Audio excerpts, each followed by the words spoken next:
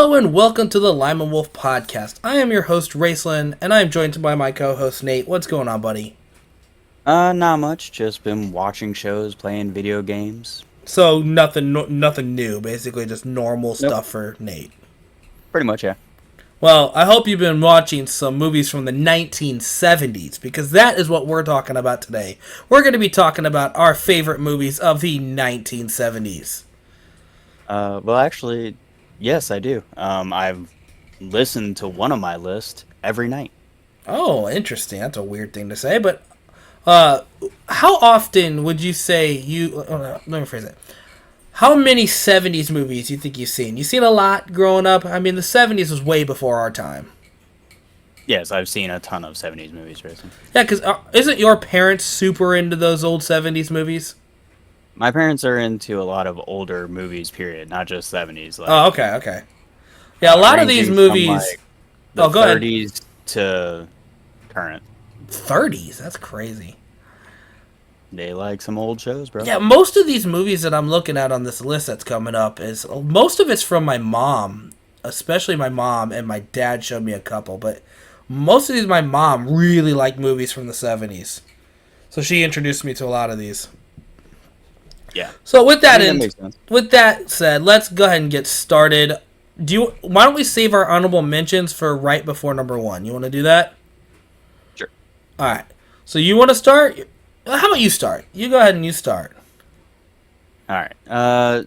So we're saving number one for last, right? Yeah, so number 1's last, honorable mentions right before number 1. Okay. Then my number 5 is one I am very certain that you do not know. My Okay. name is Nobody. My name is Nobody. Okay, I think you have mentioned this to me in the past, and that's the only way I have know told you about it. I did tell you about it. It was released December 13th, 1973. Wow, you got the dates down, man. I tried getting a budget and a box office thing, I but didn't this do movie any of that. this movie was originally released in Italy. Oh, okay, it's And- Italiano. You see how great Well- my accent is? No, it's not actually. That's the thing. So it stars Terrence Hill. Terrence Hill did a lot of older westerns, but they were like definitely spaghetti western kind of movies. What is the and- definition of a spaghetti western? I've heard that so many times, and I never knew what it meant. I've always associated it with like just old time westerns, but Like silly westerns? no. So like good and the good, the bad, the ugly, like that type of western? Okay, so westerns that I think it has something to do with like westerns that weren't made in America. Oh, okay, that makes sense. And so this being made in Italy is like exactly a spaghetti Yeah, western. it's a right? definition of a spaghetti western. I'm kind of curious actually now. I want to look that up. Spaghetti western. You do Spaghetti that. western is a broad subgenre of western films produced in Europe. Yeah. Oh, look at so yeah, that! Wow. that So makes more you sense. ain't gonna see Clint Eastwood in some spaghetti westerns. I mean, you might because a lot of older westerns were kind of made across the ocean, dude. It's I didn't know that. surprising. I never knew that. But anyway, this one in particular also had Henry Fonda in it. I know that name. He is a very big named actor back in his day. I've definitely heard that name before. I did not realize he was in a Terrence Hill film until about maybe 3 years ago when I first saw this movie. And it's still one of my favorite Terrence Hill films, but Terrence Hill also does like a bunch of westerns that are pretty much the same movie over and over and over again, just slightly changed. This one in particular is Terrence Hill plays a man named Nobody.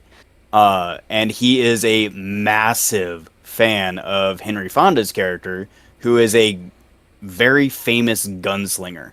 And so Nobody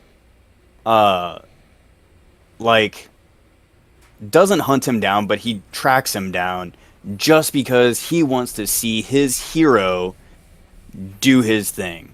But when he finds him, his hero is kind of done with it. He doesn't really want to be a gunslinger anymore. He's like buzz off kid.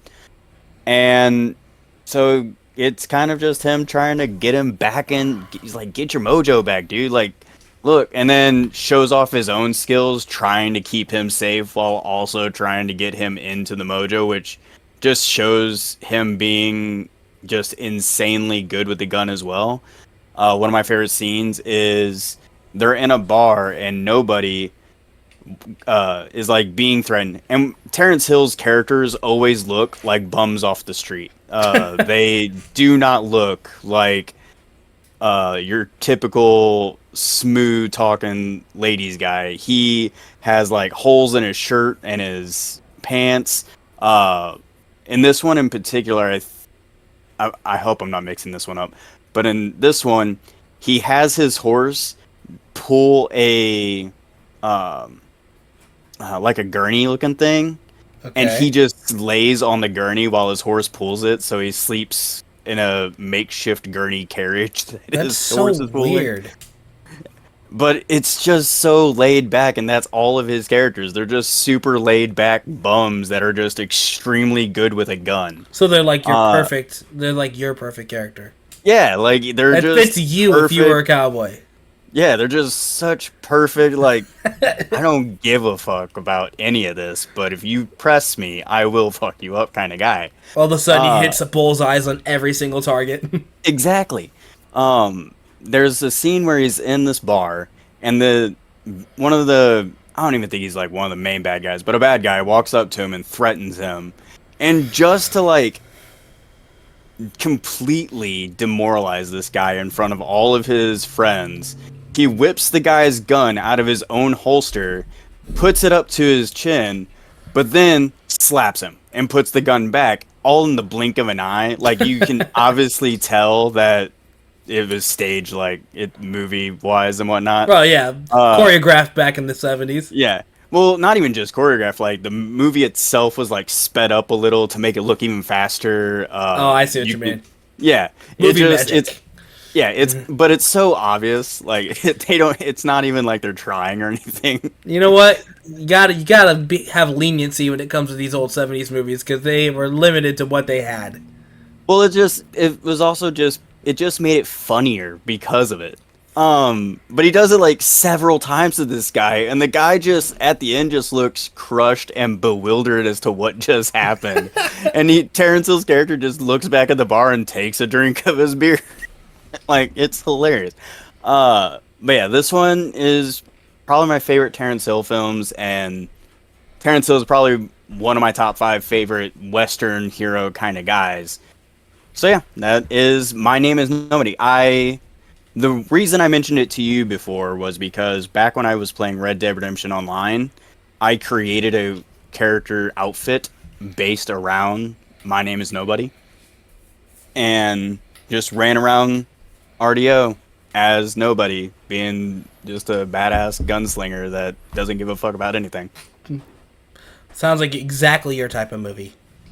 Yes, it's just a fun little Western. I highly recommend it for anybody who just wants to kill some time and watch a good, kind of funny Western that does have some kind of sad and dark moments in it, but for the most part, it's a comedy kind of thing. All right, well, there is your number 5. And that means we're moving on to my number 5. Oh, go ahead. I'm sorry. Also, with all these, I tried to get some information, so it is an hour and 51 minutes. Man, I didn't do any of this. And it is directed by, I hope I'm saying this right, Tonino Valeri. Sounds who perfect. I believe was not the first director, because that's one of the reasons why it was hard getting information about this movie, is that there were a lot of fuck-ups going on during production. Oh, that's great. That's always a good sign when there's like, oh yeah, we don't have the credentials to this movie because it was just so badly done. Yeah, there was so many things that went wrong in the making of this movie, but it turned out so well, which is a testament to Henry Fonda and Terrence Hill's acting, I think. True. So good acting can save a terrible script. Yeah, and they did a phenomenal job. Terrence Hill basically played himself, or played his typical Western character, but Henry Fonda did his typical, like, solemn kind of character. All right. So your number 5 is? My number 5 is a movie that I know you do not like, Okay. and it is The Bad News Bears. Oh, yeah. Came out in 1976, and I don't know why you don't like this movie. I can't understand why you don't like this movie. It is literally the definition of a makeshift baseball team becoming champions. So, first off, I will say I don't remember much about the 1976 Bad News Bears. The one that I always say I don't like is the 2005 Bad News Bears. I have it in my notes of talking about how much I love that version of the Bad News Bears. This was the first time I saw it, was the 1976, because my mother showed me this when I was probably about 8, 9 years old, which, looking back, there was a lot of, like, sexual innuendos and drinking and smoking and, like... Dude. I don't, but keep in mind, I was in the 90s, so I don't know. Dude, just by, like, doing research for this list, I had... Because there are thousands of movies that came out in the 70s, just worldwide. Yeah. I had to give up probably in the, like, thousands, because there were so many that were, like, normal plot lines, and then just added, like, this person was raped. Like, what? Why was this? What is this? You're going back into these 1970s movies with 2024 filters. You're like, whoa, they got away with what? Well, like, it just such an insane thing where they're like, this family's going on a trip, but they didn't know the daughter would be raped. I'm like, what? Why would you add that detail? Rated PG. What is this? Yeah, like, I'm like, this is rated as a comedy. Made by Disney. Wait, what? Yeah, like, and it's not like, it's so many of them. I was just dumbfounded by how many, like, lighthearted movies, or supposed to be lighthearted movies, their synopsis were just so, they just did a left turn in the, like, last 2 sentences. I'm like, holy shit. But yeah, Bad News Bears is one. I don't remember much about this 1976 one. I really only remember that I like the main guy. So the main guy, his name, the actor, I'm gonna probably say this wrong. It's it's Walter Matthau. It's Mattau. So is that Matthew, or is that pronounced differently? Walter. I honestly don't know. I think it's Matthau. He plays Coach Buttermaker. Yeah, I like him as an actor. So I might not have disliked that movie. So I'm going to read you the IMDb synopsis. It's really short. An aging, down on his luck ex-minor league coaches a team of misfits in an ultra-competitive California Little League. And I don't know if you remember much about this, like you've mentioned. When they say competitive, it's like the rival team coach. Because I just rewatched this movie because I hadn't seen this since like I was like 9 years old, so I had to refresh it.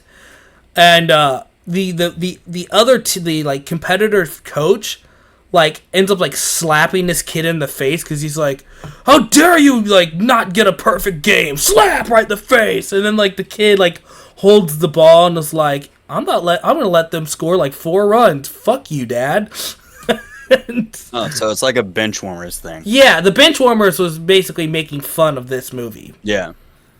This movie is like, so I mentioned how I love the 2020 or the 2004 Billy Bob Thornton version. That's my favorite version. This one is how it all started, and man, do I love this franchise. They're so. In the 70s, there was the first one, then there was a second one. I don't remember. I think it was called Bad News Bears, like training camp or something like that. And then there's another one, the third one. They go to Japan. I've seen them all. It's just been a super long time. But man, this movie was just so good. All these little kids each had their own one-dimensional personality, which, you know, that's the trope in the 70s is make these kids have one personality and stick with it. Yeah. And it was really cool. And you know what I learned? I have to scroll over here. Here it is. The guy who plays Kelly Leak, he is the little teenage kid that drives the motorcycle and is like, fuck everybody, smoke cigarettes, blah blah blah blah blah blah. He is Rorschach on The Watchmen. Yes, Jackie Earl Haley. Yes, and he also played Freddy Krueger in the 2010 remake, the reboot they did. Yes, I remember. I didn't know he was in Bad News Bears, but when I heard about the Nightmare on Elm Street, they did say it was going to be Rorschach from Watchmen who was playing. Yeah, I had no idea that dude played Rorschach. I was like, what? But yeah, I love the Bad News Bears. I actually really... So, me not being a sports guy, I don't watch sports, I don't play sports, I don't know much about sports. I love baseball movies. I really like baseball movies, which is they're funny. Inspirational. Yeah, and this is one of my favorites. Like I said, I like the remake better, but like if I put them on a list, this is in my top 10 for sure. Yeah, I mean, it makes sense. So yeah, that's why number 5 is the Bad News Bears, and I gotta give a shout out because my mom would kill me if I didn't. She used to hound me all the time about how she had such a massive crush on Kelly Leak when she was growing up, and I was like, all right, that's interesting. Your mom likes Rorschach. I know my mom likes bad boys. Nice. I mean, most. Yeah, that's kind of I mean, if I'm thing. thinking about it, in the 70s, my mom would have been in her teens, so that would make sense. And it makes sense with just like in general, most people like the bad boy. Yeah, nice guys finish last, don't we know, Nate? Yeah. Anyway. All right, that's my number 5. Let's go on to your number 4. All right, so my number 4 is Conquest of the Planet of the Apes. Oh, so Planet of the Apes movie. One of, yes. Which one is Conquest? I believe it is the 4th one. Why would you pick 4? Because it's just my favorite, the setting and everything in it. Okay, before you go into it, I have a dumb question. Okay. Do all of those old Planet of the Apes movies, are they all in the 70s or are they before the 70s? I think that some of them are in the 70s, some of them are in the 80s, and so forth. But none of them are in the 60s, right? No, I think the very first one was 60s. Really? Okay. But you said number 4, that, and I'm like, man, how freaking early were these movies? Oh, first off, the original Planet of the Apes movies, there were, I want to say, 5 or 6 of them all together. Huh. Hold on, let me pull this up real quick. So Planet of the Apes came out in 1968. Really? Beneath the Planet of the Apes came out in 1970. Okay. Escape from Planet of the Apes, 1971. Conquest of the Planet of the Apes, 1972. And Battle for the Planet of the Apes came out in 1973. That's crazy. So there were 5 originally, and then the reboot with Mark Wahlberg, 2001. You didn't say it right. It's Mark Wahlberg because he's always out of breath. Yeah, but he doesn't quite sound like that. That's hey everybody, have you met my teddy bear? Yeah, you're breathing too heavily on that one. And then the new reboots came out in 2011, 14, 17, and right. Well, we're not talking about those. We're talking about number 4, which why is number 4 your favorite? Because it is the one where do you know anything really about the original Planet of the Apes? Not a clue. Movies? Okay, so the original Planet of the Apes They have monkeys in them.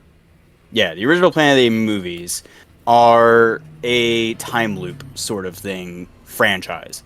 You start with the first one where astronauts go through time into the future, land on Earth, but don't realize they've landed on Earth, to where apes have evolved and humans have devolved. Makes sense.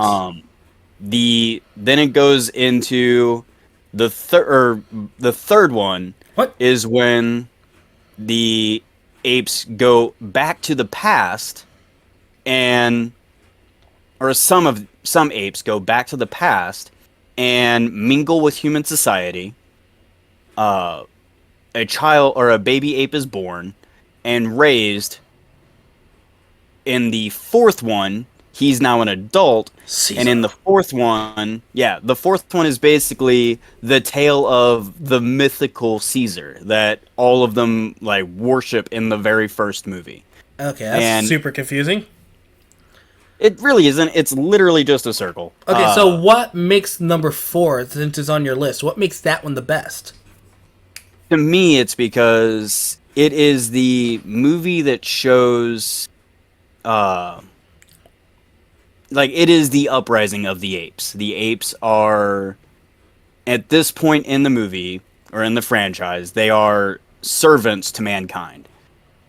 And when Caesar is an adult, he starts to try to kind of assimilate with them, but sees the injustices that humanity is inflicting upon apes.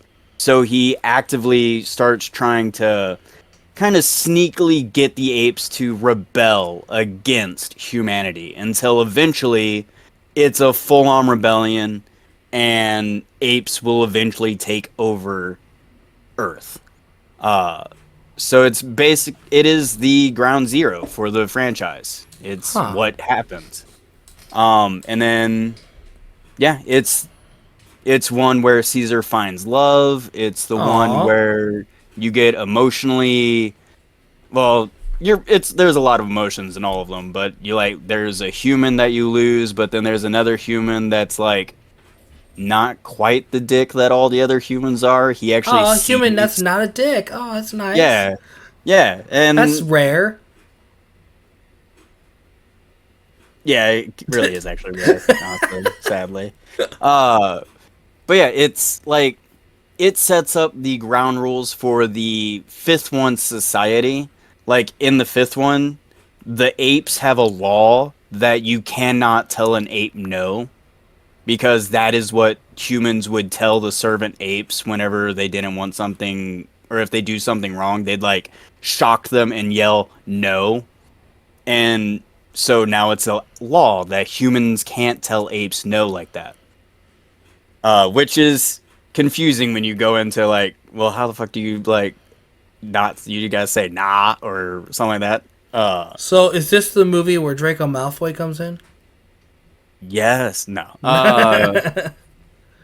What movie was that? That was the very first remake. Was that the first one? Yeah, when he's like, okay. You said shocking, and he was like electrocuting Caesar in his cage and stuff.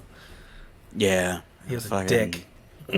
Draco Malfoy being Draco Malfoy. That poor actor getting typecasted as the complete and total asshole in every movie. Yeah. Even when he was a guest in The Flash, he was still a dick.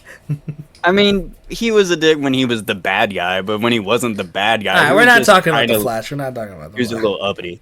So yeah, that is my number 4, the fourth movie of the Planet of the Apes. Interesting pick. Oh, and the information. It was released June 14th, 1972. It is an hour and 28 minutes long, which I feel like is a pretty good runtime for what they were wanting to show.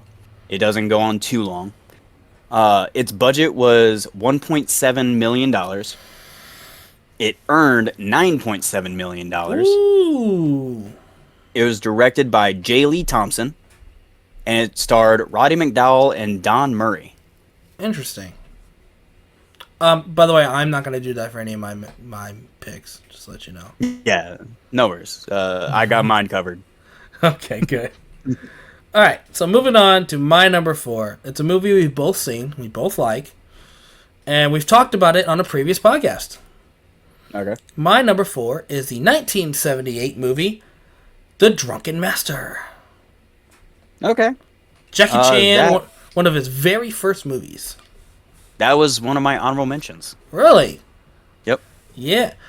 Jackie Chan is awesome. We've talked about it. We had a whole podcast dedicated to Jackie Chan. And I think we discussed this movie in that podcast as well. We did. Yeah. So, it is extremely choreographed, but that's not a bad thing. It's just early Jackie Chan doing early Jackie Chan things, you know. He wasn't. Which is always just really cool looking. Yeah, it's just you got really funny personality of Jackie Chan mixed with really cool looking martial arts. I mean, do you really need much more? He's the drunken master. He over there doing his little drunken master fists and woo and kicking like Exactly. massive ass. Exactly. I will say though, I didn't get to rewatch this one for this upcoming podcast, so I only watched it last time we did the Jackie Chan podcast. And I always get this drunken master mixed up with the other drunken master. This is the one where he is like, his dad like shuns him out of the house and stuff, right? I don't think so. I thought Drunken Master was the first one. Yeah, this is the first one. Yeah, the one you're thinking of is Legend of the Drunken Okay, Master. I got them mixed up then. So this is the one where he's on the train and he's chasing the guy on the train. Right? No, that's the beginning of the Legend of the Drunken Master. See, I got them mixed up. I don't remember. I remember really liking this movie. I remember the scene where he is training and like there's like a desert view behind him and Yes, that's Drunken Master. okay, yes. Like I said, this was the only movie I couldn't rewatch because I couldn't find it on any streaming service. Yeah. I thought it was on. Yeah, it's on Tubi. So I looked on Tubi and it says you have to have a membership to Tubi. It was part of its premium thing. I don't have a premium. Oh, then maybe I was just wrong. That could also be a thing. Yeah, I guess it's possible. Anyways, I wanted to put it on here because I really enjoyed this movie, even though I can't really remember much of it. I just remember really having a good memory of this. It came out in 1978, and it's one of the movies my dad showed me that introduced me to Jackie Chan. Yeah. I remember my dad told me about this movie. He showed it to me, but we never finished it. And then I ended up renting it from Blockbuster. Google that, kids, what Blockbuster is. And I rented it and finished the whole movie on Blockbuster. On a VHS. I'm similar. I was introduced to it by my dad, and it was kind of what grew me and my father's love for Jackie Chan movies back in the day. Helped us bond together. Aw. So, then I'm guessing you didn't have like the stats for this movie. Sure didn't. All right. Well, since it's on my honorable mentions, I do. Nice. It was released October 5th, 1978. It is an hour and 50 minutes long. I could not get a budget for it. Apparently, its budget was lost in translation in American. But its box office in the United States was $16.5 million. Okay, I'm looking at photos of this. I totally remember. He carried around that little like gourd looking thing that he kept all his alcohol in, and I remember his the older guy, wasn't that that was his like teacher, right? His mentor. Oh, that dude was so funny. Man, I really wish I would have rewatched this. Look at young Jackie Chan here. He must have been like 19 years old or something like that. Man, I wonder how old he was in that movie. 19. How old is he now? I have no clue. It's like almost like you had Google right in front of you, man. Yeah, I'm looking it up right now. Let's see here. Jackie Chan. Jackie Chan is... He is 7 years old right now. So he'd be 18, right? Or am I doing my math wrong? I have no clue. 2024 minus 1970. That I messed that up. Excuse me while I really do terrible math. Yeah, no. Let's see here. 2024 divided by 1950. Divided? Subtract it. See, that's how bad at math I am. Let's see here. This is such an interesting podcast as we just talk about math and how bad we are at it. Right? Oh, man. It's so magical. I can tell you it came out 46 years ago, so if he's 70 minus 46, he'd be 24. Yeah, 1975 minus 1954. 21. He was 21. Okay. I did my math wrong. But anyways, yeah. That's why number 4 is Drunken Master. I just have really good memories of it. It brings a lot of memories of my dad. And, Jackie Chan's awesome. while it's not my favorite Jackie Chan movie. Oh, by no means is it my favorite Jackie Chan movie, but it's like my favorite. It's my favorite Jackie Chan movie from the 70s. Yeah, I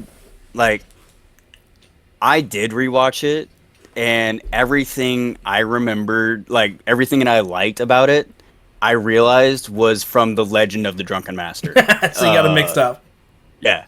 And I was like, oh man, like this is still a fun movie. It's still a good Oh, Jackie yeah. Chan movie. Like I said, it's But- extremely choreographed. Yeah, but it is like Age. It shows its age. yeah.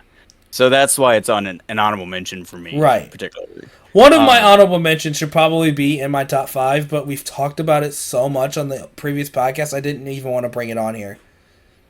Okay, That's why it's my number 1 honorable mention. It's like, yeah, this would probably be like second place, but I didn't really. We've talked about it so much, I didn't want to bring it on. Yeah, I mean that makes sense. So yeah, what is your number 3, Nate? My number 3 is Willy Wonka and the Chocolate Factory. Well, there's my number 2, Nate. Ha ha ha. Would you like to talk about it? And I'll still. No, go ahead. Okay.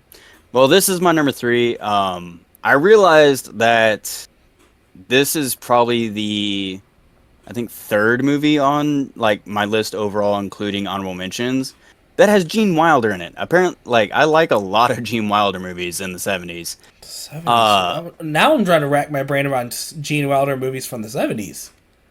I have 3 of them. Jesus. One is an honorable mention. Oh, I was say, are they all your top 3? No, one is an honorable mention. All right. So let's talk about Willy Wonka. Willy Wonka and the Chocolate Factory was released in June 30th, 1971. I got that written down. It is an hour and 40 minutes long.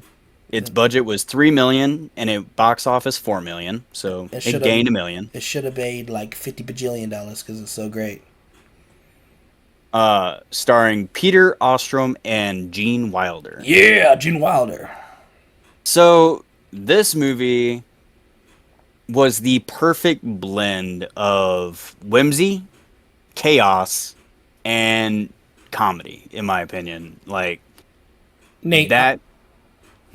I will tell you, this is one, and you know me personally, this is one of the only few quote unquote, I'm putting that hard quotes, musical movies that I absolutely love. When I hear the word musical, I'm almost immediately off board. Like I do not want to hear people sing in a movie. If I ever suggest a musical to you, I can't tell you about the musical aspect. No.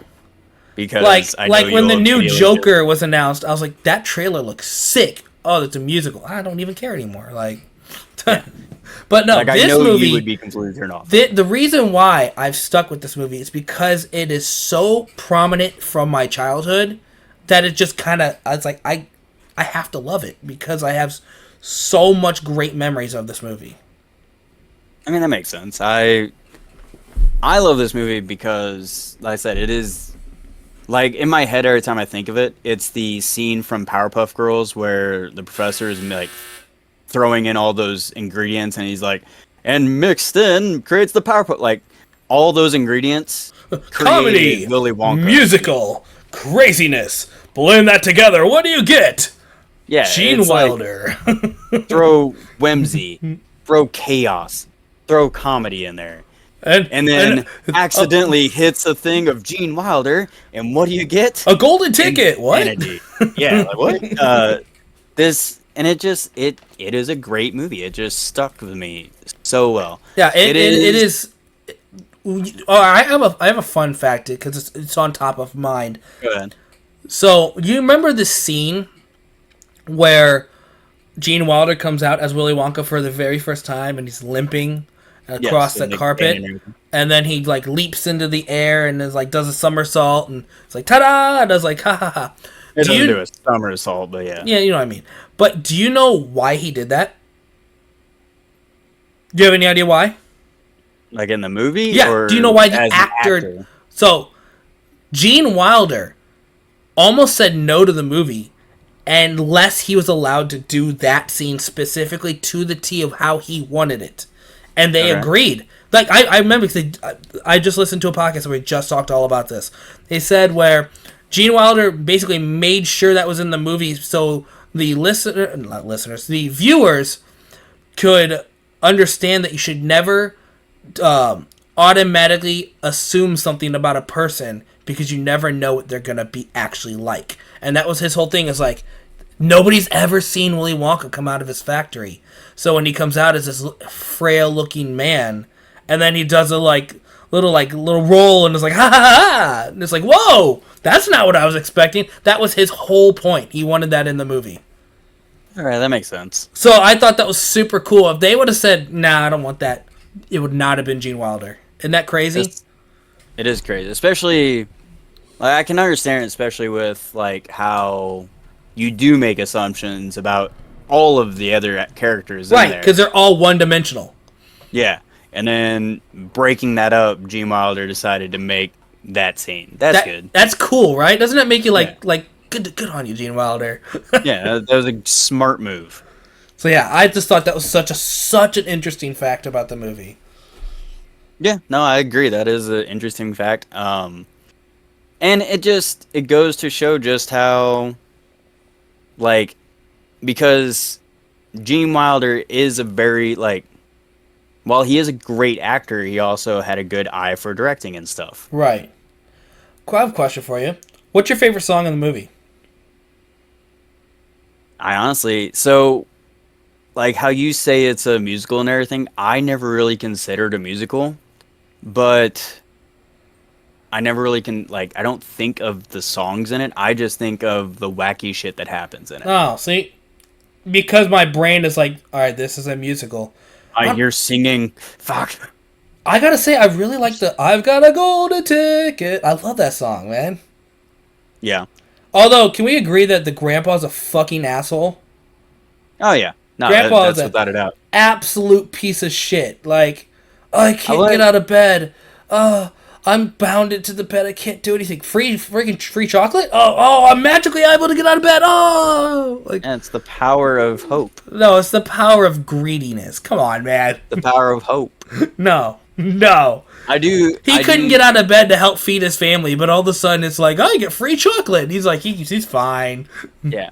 I do feel bad for the mom because while she did support the family and everything, she didn't get to go to the... I mean, who's going to watch the family, bro?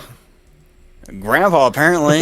No, he didn't have a reason to get out of bed. No, that's what the mom should have done, though. Like, the moment he got out of bed... Oh, motherfucker, what's all this bullshit?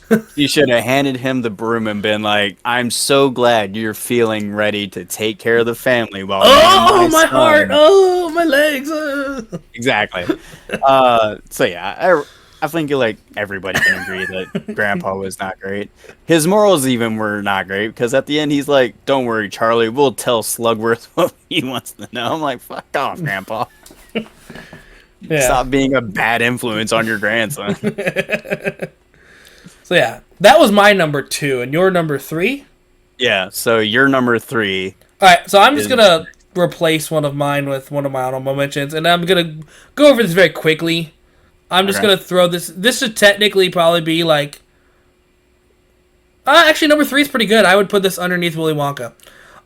So, I'm going to throw this on there as the 1973 animated movie, Robin Hood. It's my favorite Disney movie. I've mentioned that many, many times. Yeah, I figured this would be on your list. Yeah, so I put it as my honorable mention because I've talked about it extensively in past podcasts. So, I'm not going to dive super deep into it, but it's my favorite Disney movie of all time. I love the characters. I love the story. I love the setting. It's the animation holds up for being a movie from the 70s, I think. Yeah. I don't know, man. It's just I like the whole Robin Hood story to begin with, and then you made it a fox who's crafty and hilarious and also has a bunch of cool friends who does a bunch of cool things. It's just a great movie. Like there's no downside to this movie at all. And it's my number 1 go-to movie when I think of the story of Robin Hood. No, I agree with that. One of my favorite things that they did with it is made King John, the lion, make him very cowardly. Oh, it's so funny. How do you feel about the sheriff being a wolf, Nate? and he's just like this crooked piece of shit sheriff. Not gonna lie, I only recently found out he was a wolf. Oh, how can you not tell he's a wolf? Because he doesn't look like a wolf. He looks like a fat wolf. How does he not look like a fat wolf? He looks like Baloo. No. With pointier ears. No. Dude, I knew he was a wolf when I was like 4 years old, Nate. I'm just telling you, man. He looks like... You say I have bad observation skills, man. Jeez. He looks like a weasel mixed with Baloo. No, he's a fucking wolf. He does not look like a wolf. You're wrong. But yeah. How do you feel about him being a wolf? I mean, not the first time I've seen wolves be the bad guys and everything. On almost every movie, anyways. Yeah, like every single thing. It's almost like it's a trope of the big bad wolf, Nate. Yeah, which is actually one of my favorite fictional characters in comic book fable. Anyways, so yeah. Robin Hood is awesome. If you haven't seen Robin Hood for some crazy reason, go watch it. Man, it's the best Disney movie ever. And that's all I'm going to say about it. Okay. So my number 2 then? Yes. Sorry. I was reading and I was like, what number did I skip? Okay, yeah. So you're number 2. All right. So my number 2 is a movie that I know you'll hate, Raceland. All right. That's the best. Grease. Oh, God. I hate that fucking movie. I've seen this movie. Hate this fucking movie. Released June 16th, 1978. This is when you say musical, this is what I fucking think of. Yeah. Tell me more. Tell me more. Oh, yeah. yuck. The only is fun fact I know about this movie is that John Travolta was like 19 or something like that, and the chick was like 30. Yeah, Olivia Taylor. She was like 30 years old playing a teenager. I do know that for a fact. Yeah, it was. I mean, to be fair, that's like a lot of movies. Or like, I know. I just remember hearing that as like a teenager, and I was like, God damn, he's like dating this old lady. Yeah, I mean, she don't look it. I know, but it's like in our teenage brains, you're like 16 years old, and you find out you're like your buddy's got a 30-year-old girlfriend. You're like, what the fuck? Hey, man, never judge a book by its cover. Woo. So Grease, man. So it's an hour and 50 minutes long. Too long. It had a budget of $6 million. Should have been like $5.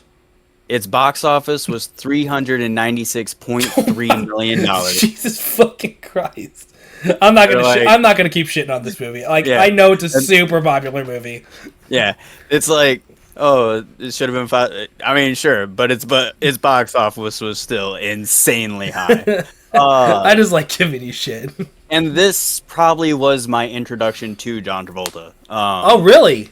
Yeah, I'm pretty sure this was my first movie I'd ever seen him in. I can't even remember what the first movie I saw. I can't even think of like any early John Travolta movies. Now you think about it. How many movies did John Travolta do in the 90s? Because I don't remember much of any of them. Let's see here. 70s, he did 1, 2, 3, 4. First of all, I'm not gonna lie. I thought Grease was in the 80s. No, it's 78, so it's almost early 80s. So his first movie was Emergence, or his first TV series. He did a lot of TV shows. So I'm looking at the list of all the 90s movies that John Travolta was in, and it's like a bunch of movies that I would never watch. One of them I know you've talked about with our buddy Ty, and it's Get Shorty. Oh yeah, that is probably my all-time favorite John Travolta movie. Dude, yeah, I've never even heard of half these movies. Like, these are all like romantic comedies and like really crappy like action movies. Get Shorty isn't either one of those. Get Shorty is more of a like just a guy being really clever and outsmarting. Face Off, Primal Colors, Swordfish, Hairspray. I've never seen any of these movies. You should watch these movies, Raceland. Nah. They're good. Nah. So I watched a lot of his 90s stuff. What about Grease? Oh yeah, Grease. So Grease, man, what can I say about Grease that isn't like, it's just fantastic to the point where even knowing like I've seen so many like fan theories about the movie, Really? and some of them I actually agree with. No way. Because, well, like there's You believe in like the conspiracy stuff now? well, no, like it's just that they make sense. It's kind of like the Jar Jar Binks shit that you keep talking about. Oh, the factual thing that he's a Sith Lord. Uh, it's like the biggest theory is that Sandy is actually dying throughout the whole movie. Damn. That is a theory that at first I was like, that's such a dark way to look at this fun, zippy movie. What the fuck is wrong with you? And then the more I thought about it and the more I read about it, I'm like, fucking hell, was she dying throughout the whole movie? Like, holy shit, this seems like like they thought this through really well. They're presenting all the facts probably good. And you know none of the directors even thought of this. Yeah, and I'm like, I kind of hope, like I don't. I kind of hope she's dying. Yeah, like because it fits so well. But then, thankfully, like obviously, she didn't die because there's a Grease 2 where she's not dead. Her cousin is the main character of the Grease 2. Don't give me any more. Yeah, he talks about how she's on her honeymoon with Danny and all this stuff. So yeah, it's not that she's dying, but the theory is just so well put where they're talking about how she meets him on the beach and he sings about how she got a cramp while swimming. That's the death part where she starts drowning and he tries to save her. But after that, the rest of it is just a fantasy in her head where she meets her dream guy, changes him from being the bad boy to even getting a Letterman's jacket or Nate, a sweater. what if this entire time is just her like lucid dream in her coma in her like cancer coma? That's kind of the theory is where she's like when she's dying, like at the very end of the movie, they drive off literally into the sky to the heavens. And it's like, that's where she finally dies. Makes sense to me. Yeah, so much of it makes sense. It's been a while since I've read, like, the actual theory and all of the points it makes. But it made me so angry that I believed in this. And then found out that it couldn't possibly be true because of Grease 2. So yeah, Grease, in the movie itself, I love the music. I love the characters. And one of the things I like about all of the characters is how flawed almost all of the characters are. They're all very selfish and, let's see here, antagonistic against things. But that's the point of them. They are teenage rebels of that time era. So it's meant to be that way. With their slicked back hair. Yeah. And they just did a really good job, in my opinion. I guess. That's your opinion. Yeah. Well, yeah, as said, in my opinion. I know you don't like it. Like that. This is a movie. Whenever I think of a musical, this is what I think of in like terms of Raceland would hate this. Oh yeah. Absolutely would hate this. Like you calling Willy Wonka a musical, while yes, it is technically a musical because it does have singing parts in it, I don't think of it too much of as a musical. I think of it as a good movie. As just a lighthearted comedy fantasy thing. Grease, on the other hand, there's no other way to think of it. It is a musical. So yeah, that is my number 2, Grease. All right, number 2.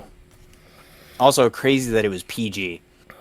yeah, it makes sense. Like the stuff they go into that movie, it's insane that it's not like at least PG-13 because they're going into like domestic abuse. They go into what is it? They go into death. They go into sexual relations. They go into so many things. Just wild that it's not at least PG-13. Okay. So what's your number 2, buddy? My number 2 was Willy Wonka, so I guess this is technically my number 3. But, that's whatever. So this one is one I'm gonna say you probably haven't seen, Nate. Okay. It came out in 1975, and I hadn't seen this movie since I was a little child. I remember watching this with my mom because she really likes this movie, and I thought, it's like being like a little like 6, 7 year old. I was like, oh, this movie's kind of funny, and then I rewatched it because I was like, I want to rewatch some of these old movies, and I love this movie as an adult. Like this movie was making me dying on the floor laughing, and that is the Apple Dumpling Gang. I have seen this movie. You have really? I'm We surprised. talked about watching this movie Did we? I don't remember this. because you asked where you could watch it again. I said it was on Disney Plus. It is a Disney movie, actually. Yes. Yeah, So yes, the Apple my dad Dumpling loves Gang. this. My dad Oh, loves this movie. This movie's hilarious. So the Apple Dumpling Gang is with Don Knotts Mhm. and the other guy. I can't remember his name. Bill Bixby, I think. Yeah, that's who it is. And the movie isn't even about them, but they're like the main characters in their own way. It's just like these two really goofy, really terrible crooks that are horrible at their job are just trying to like steal anything they can, but they keep fucking it up really hard. And that's their own little story in the movie. Then you go to the main story, which is about these three children who are just like familyless, and they get dropped off to this guy who's like this bachelor who's just like, I can't take care of kids. I don't want to take care of these children. And then like they're like, well, our dad owns this mine, so we're gonna go try to find all this gold. And he's like, do what you want, kids. I don't care. To the point where it's like they get like trapped in the mine because they're these like they're like 9 and below kids. All three of these, there's like no one over 10 out of these kids, and they just go into the mine by themselves. And then an earthquake happens, and they're just trapped, and nobody even they're like, we don't need to check on these kids. They're fine. They're all right. So I'd like to correct myself real quick. Yeah? It wasn't Bill Bixby. He was he was another character. Oh, was Tim he? Conway is the partner. That's who it is. I knew the names. I just Yeah. didn't remember which characters they were. But yeah, it's just like it's just so funny because it's the funniest version of like this like really really silly western. And Don Knotts kills it, man. I love Don Knotts. He's so funny in this movie. What you said you've seen this movie. What's your favorite part of the movie? Dude, I haven't seen this movie in like probably close to 25 years. All right, so it's really fresh on your mind. No, just kidding. Yeah, like I should probably rewatch it because it has been a long. Like I said, my dad loves this movie. There's a so- scene where Don Knotts and the other guy is trying to like get into this building where they have the gold, and the only way they're like, we're gonna get in through the roof. That's what we're gonna do. And they're like, well, we need a ladder to get to the roof. So the only place they can think of to get this ladder is they try to break into the fire department to steal the ladder. And the fire chief is like sleeping in this like hammock right in the middle of the room. And there's a dog, a fire dog. And they like try to like sneak their way, and this fire dog just looks up like, oh, it's them. Fuck these guys. Who cares? I'm not even gonna bother. And he just goes back to sleep. And so the ladder's like hanging on this wall, and there's like two beams in the middle of the room. And they get the ladder off the wall, and they could not get this thing out of there. They kept like circling the beams and like continually until like, God damn it, we're in the same spot we just were. And they keep doing this like 3 times, and then they finally get it out of there, but they can't get it to fit through the door. So they're like, all right, I'm gonna have to like get it through the window. And so he's like, all right. So he, like, the other guy wasn't paying attention because he was looking at something on the wall. And Don not just pulling the ladder, so it accidentally extends. And it just extends into the window on the other side of the little alleyway they're in. It just shatters this window. Magically, nobody gets up. And then they're just like, the main guy with the kids walks past and he looks at him. He's just like leaning on the ladder like, hey, nothing to see here, guy. Yeah, no big deal. Normal guy, normal day. Just like, what the fuck is going on over there? Just keeps walking. It's just silly shit like that. It just got me on the floor because he's just so stupid. So I am looking at some of the trivia on IMDb, Yeah. and Theodore told Amos he would want them to be together in the afterlife. The two Yeah. actors, Don Knotts and Tim Conway, are buried in the same cemetery less than 100 yards from one another. Oh, that's so cool. Wow, that's Yeah. really cool. But yeah, if you haven't watched this movie and you like really silly, think of it like Home Alone style. It's very slapstick. Yeah, very slapstick. Like I'd compare it to like a Home Alone style Western movie, wouldn't you say? Yeah, that's fairly accurate. Yeah, it's just the two storylines coincide next to each other really well, and it's just like you got the two thieves doing their own wacky stuff, and then you got this dad this guy and these three kids and their whole storyline, and then you got like these bandits and later on in the movie, it's like they all mesh together to make a really well written stupid movie. Yeah, it's a really good just sit down, have some laughs with the family kind of. Now I'm gonna look this up really quick because now you got me curious. Apple Dumpling Gang. Let's see. Budget. All right, so the movie was around $5 million. How is that right? I don't think that's right.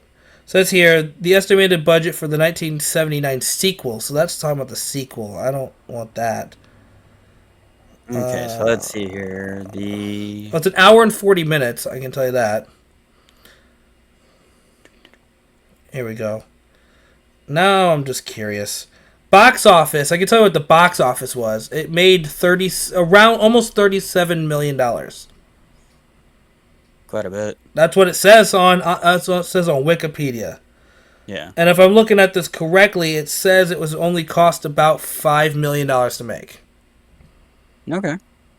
So that's not too bad. Which explains why they had a sequel. Right. And I have never seen the sequel, and it's on my to-do list because it looks funny.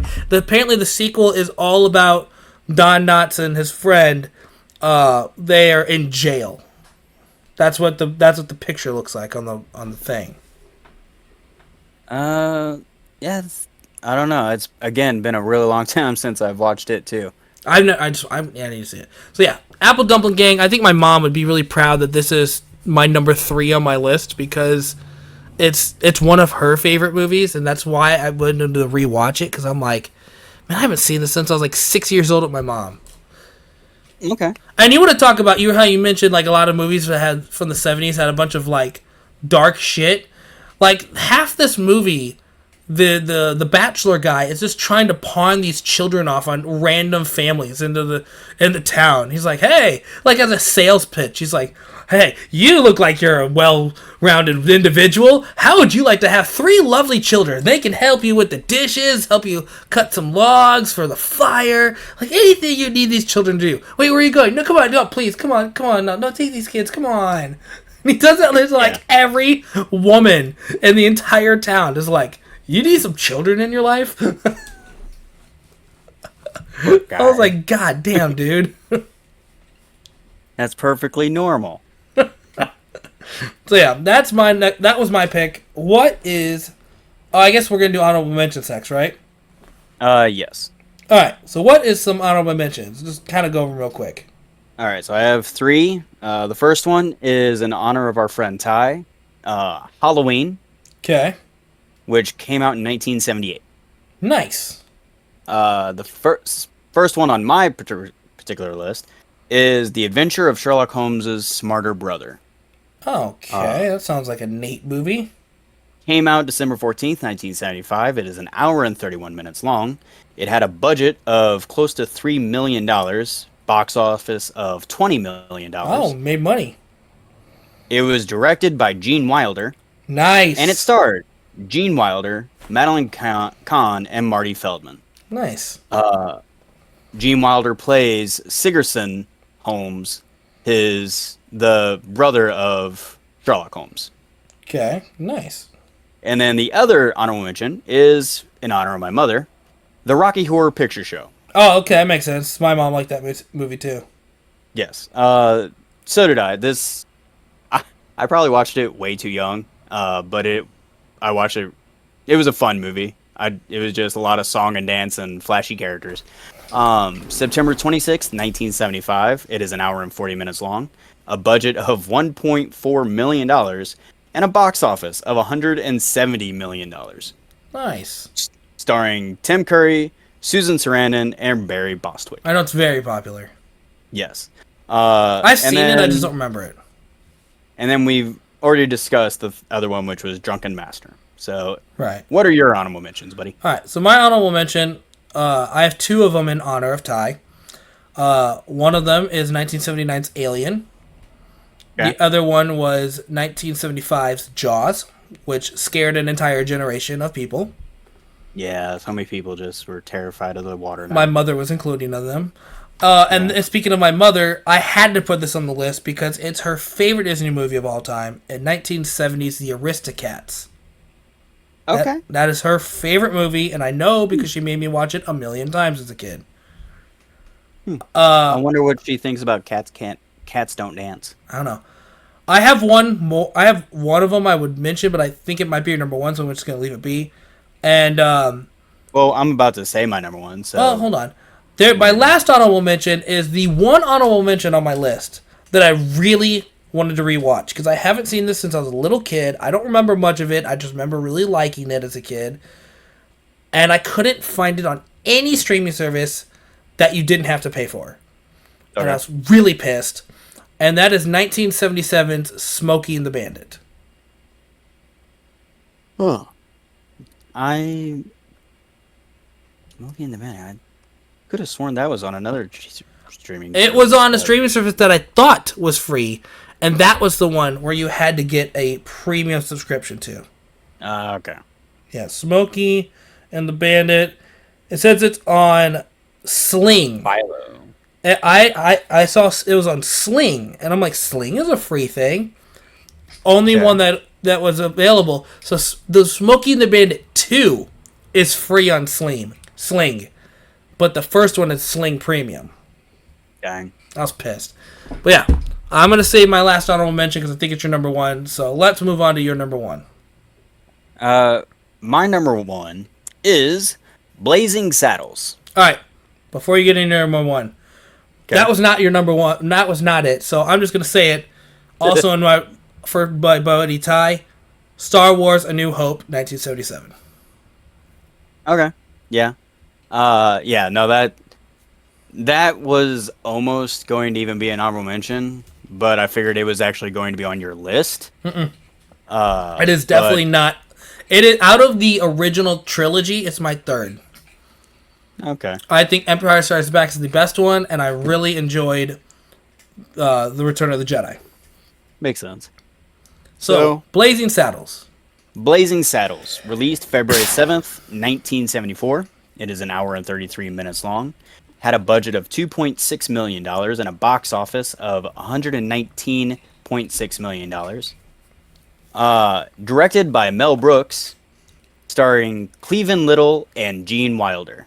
Whoa, Gene Wilder again? Right? It's almost like there's a staple in your list, Nate. And not only Gene Wilder, but Gene Wilder plays, again, one of my favorite cowboy tropes. The fucking gunslinger that doesn't give a fuck about shit. And not only a gunslinger, but a gunslinger that is just OP as fuck. Like, they had fun with having him be overpowered because they have him, like, take on someone, or, like, I think 12 or 13 guys on horseback, and he shoots all of their guns out with one 6-shooter. Makes sense like, to me. Right? Like that math makes sense. Yeah. And it just it's fun. And so the only thing I know about this movie, because I've never seen this movie, is I know I need to see it. Everybody that I've heard talk about this movie says it cannot be done today because of how fucked up it is. Well, it's not exactly fucked up. There is a lot of racist humor in it because it was written, like, I believe it had Richard Pryor write all the jokes for Gene Wilder's character. That's all you needed to say.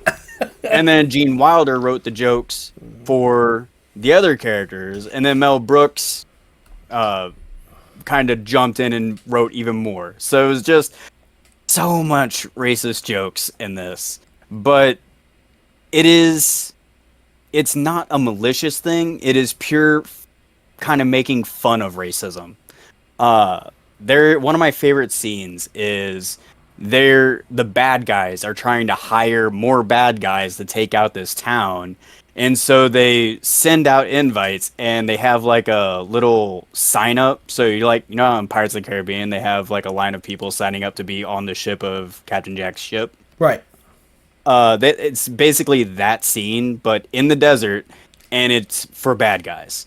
And the line is pretty much, if you can think of a bad guy group throughout history, they're in that line. So you've got like Nazis, you've got Ku Klux Klan, you've got drug dealers, you've got bikers, you've got all these different types of bad guys throughout history that makes no sense of them being in the Wild West, all lined up to be like, yeah, we want to do bad shit.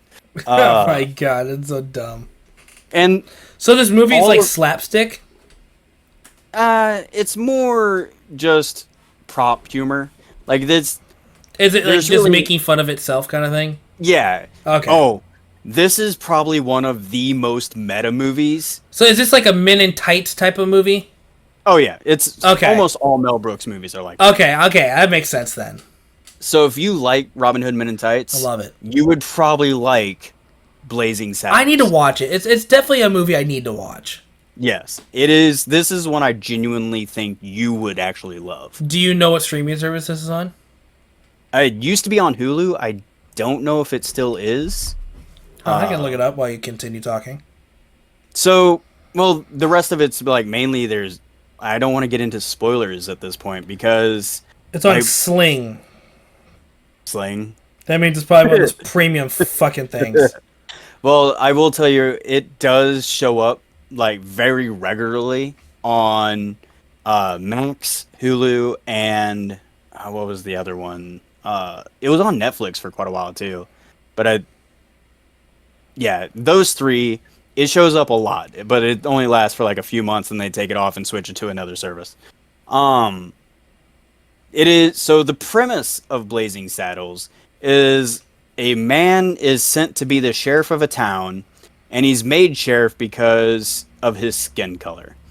And the movie, it goes on from there. He does his best to save the town, even when the town doesn't quite like him. But the town is just, they make so many funny jokes about the town itself. Oh man, it's just so fun. So it says here, Sling Premium subscription. They're such dumbasses too. That's one of the great things is like, when there are racists and all that in this movie, they're almost all of them just incredible dumbasses. It says here that this movie has 3 nominees for an Oscar. I wouldn't be surprised. I'm not surprised. And the only place I could find it is if you purchase it on Apple Music or Apple Prime, Apple TV. I think I own it on Amazon Prime. Oh, well, that doesn't help me at all. I honestly would be willing to lend you my login. Just whoa! You can't. Don't even say that on a podcast where you can't password share anymore. I'd be willing. You're gonna get your account shut down. That's how important this movie is. Oh yeah. No. Actually, I think I just own the DVD. I could just. That would be perfect. When you bring me my candy. So yeah, Blazing Saddles is my number 1 pick for this because it combines humor, westerns, and all the 2 good characters, Gene Wilder's character and Cleveland Little, Bart and Jim. Both of them are just so cool. Like if I was in a western, these are the guys I want to be like. Okay. You're hyping this movie up a lot, so it better be good. It's so good. And okay, Storm? Like the X-Men? Storm from our friend group. Okay. Yeah. Storm hasn't seen this either, and I was hyping it up to him quite a bit recently, to where Storm's like, well, you just need to watch it. We just need to watch it. I'm like, yes, we do. This is a movie all of our friends should have seen by now. It is criminal that you guys have not seen this yet. So yeah, if ever I get a chance to stream this or lend it to you via DVD, I will take the chance. All right, I will do that. All right, so what is your number one, buddy? Nate, do you really not know what my number one is? Because we all know what it is. Go ahead. Say it out. It came out in 1979. I Yeah. talk about it all the I wonder time. what that is. I talk about wait, this hold on, movie literally all the time about I know how what- great this movie is and how it's one of my favorite movies, not just from the 70s, but of all time. And that is The Warriors. Come out and play! Yay! Well, which one was that again? Oh, yeah. Which one, Nate? That was the people dressing up, right? Like they dressed up in weird clothes. Oh, yeah. That's it. Of them. It's actually the guys from the Village People. Yeah. Yeah. Okay, I know what it is. No, yeah. The Warriors, if you're not familiar, who talk about a movie you should definitely watch, is about it's about the gang. The Warriors, they're a gang of in the 1970s in the cities of New York. And the whole point of the thing is that they all go to this meeting with all the other rival gangs, and usually all the other rival gangs are trying to kill each other because that's what gangs do. Yeah. And yeah. And the whole thing is that this like gang leader named Cyrus is trying to get all the gangs to, all join together. Yeah, try to all join together to take on the city themselves, all as one giant gang. And he gives this big, huge speech, and then all of a sudden, whoa, something happened, and he was unalived. He was dead. And everybody's like, oh, who the hell killed it? And then this guy's like, it's the Warriors! They did it! And then the whole thing is that they're just trying to make it back not being killed. Fuck the Warriors! How could they kill Cyrus?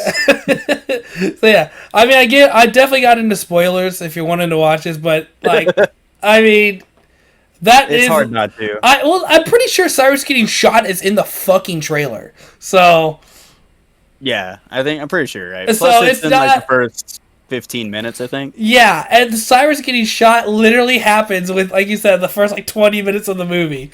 Yeah. So, yeah, the movie's great. It's literally just the Warriors trying not to get killed the entire movie. With every single gang in the city's like, find the fucking Warriors! Kill those motherfuckers! And then, of course, we got the performance of the main guy from the Destroyers. I forget his name. Or not the Destroyers, the Rogues. The Destroyers is something else.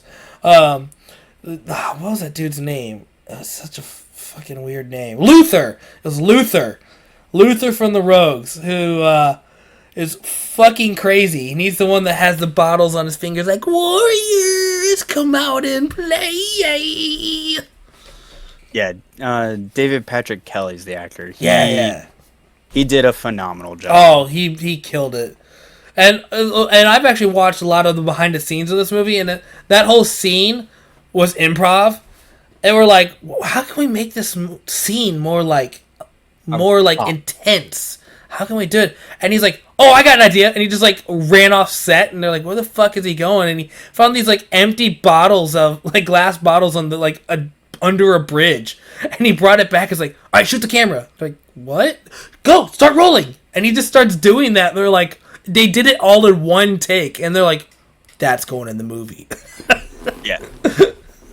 And I mean, he was right. It's the most famous scene in the entire movie. Yeah, to the point where it's parodied in a lot of shit. Yeah. And we haven't even talked about how great the PS2 video game was, Nate. Yeah, I mean, it was a good game. It's one of my favorite PlayStation 2 games because it not only is it just fun, but it took the movie and gave it an entire lore backstory of the Warriors. Like, you got the original Warriors movie where you start off the movie and you go to the meeting and all this stuff happens. The video game, if you really want to, you talk about getting into the lore, Nate, the video game, half of the game is like just the lore of them making the gang the Warriors, them dealing with other gangs and rising to the top of the name of Coney Island, the Warriors, and him taking over Coney Island and becoming top dog gang. It's like they did a movie video game the way it should always be done. And that is just giving you backstory of stuff that didn't exist that actually turned out good. You know what I mean? Yeah. That's the way you do a movie video game.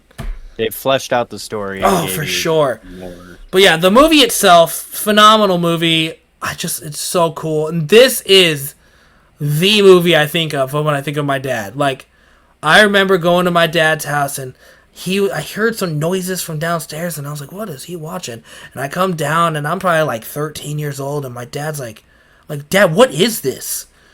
And he's like, oh, son, this is the Warriors. I'm like, what is this?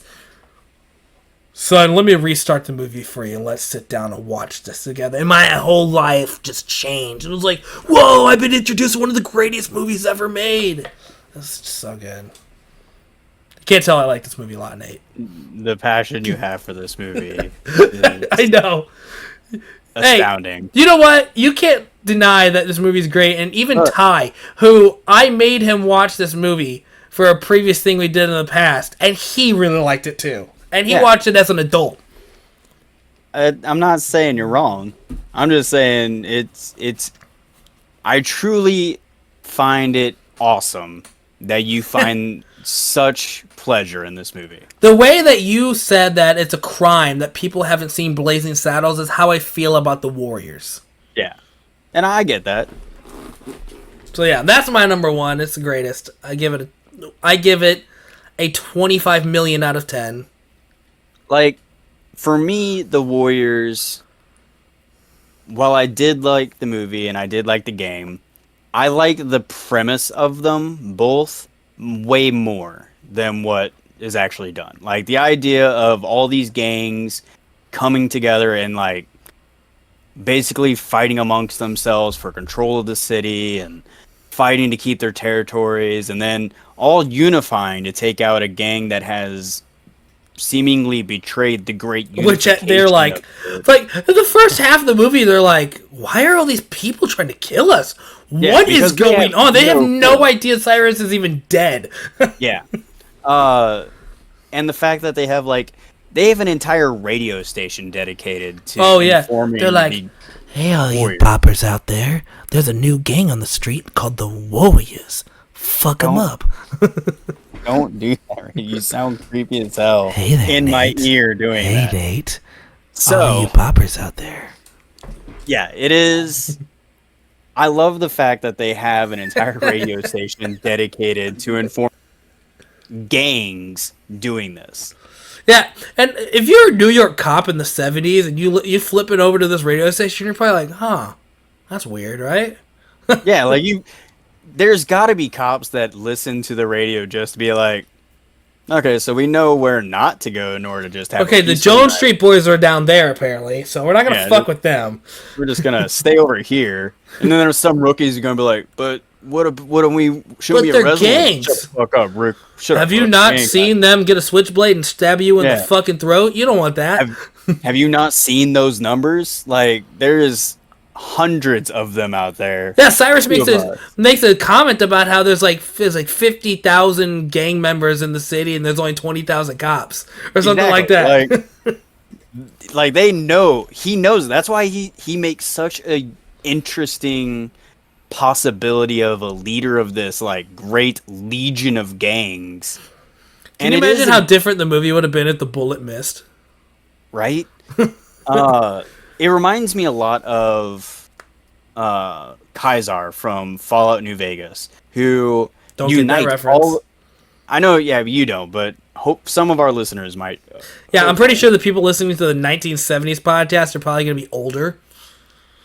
Fallout New Vegas is an older game, okay, not 70s, but anyway, that's what it makes me think of though is. A guy who unites all of these tribes, like Cyrus wants to do.